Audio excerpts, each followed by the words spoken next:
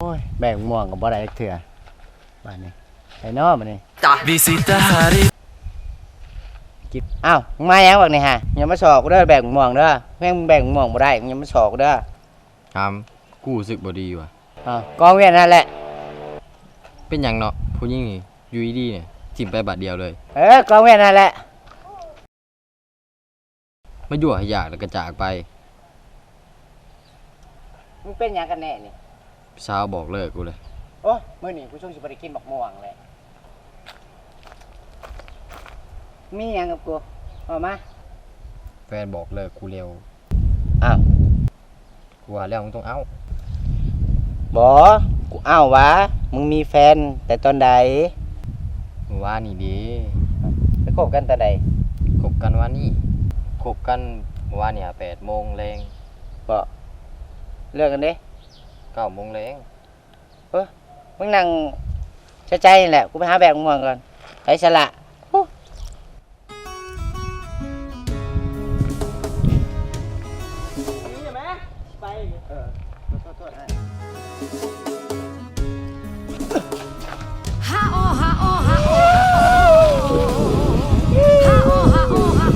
เงี้ยดิทำไมดิมึงเป็นยังอีกบ่อยู่ซื่อก็ให้บักนี่มึงบ้าบ่โอ้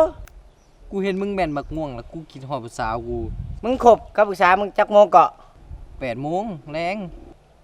มึงบ้าบ่ไปแบกม่วง8 โมงแรงกลางคืนฮะห่วยเขามีหิวเนาะอย่าแล้วกูบ่แบ่งดอกม่วงฮะกูสิไปขึ้นเอา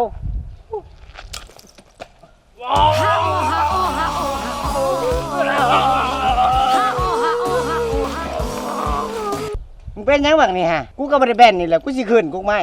ถ้ามึงแดงกับถ้ามึงโดดขึ้นต้นไม้แบบเดียวกันเลยกับผู้สาวกูอยากเห็นผู้สาวเด้ผู้สาวเป็นคนแนวใดบ่ว่าว่าปวดเหี่ยว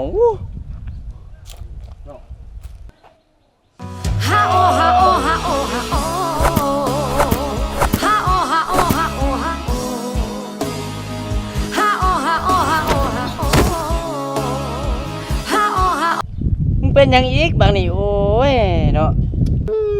ถามเหี่ยวคือเลยกับผู้สาวกูเหี่ยวตอนไหนมึงเป็นยังบ่บางนี่ฮะมึงมาดูมึงเป็นยังบ่เฮ็ดหยังก็คือผู้สาวมึงเบิดมึงบอกมาดูมึงเป็นยังสาวบอกเลยกูอ้าวเป็นยังคือบอกเลิกแล้วบัดนี้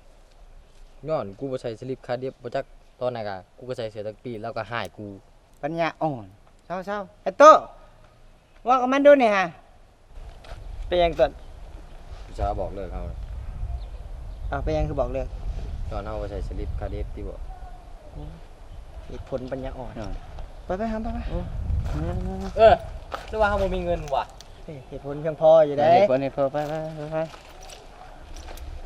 โอ้ยเป็นหยังเนาะผู้หญิงคือมักคนรวยว่ะนี่ต้นฟังไงเปล่าเด้อผู้หญิงน่ะเขามักผู้ชายที่ดูแลเขาได้เทคแคร์เขาได้ให้ความอบอุ่นผู้หญิงได้เข้าใจบ่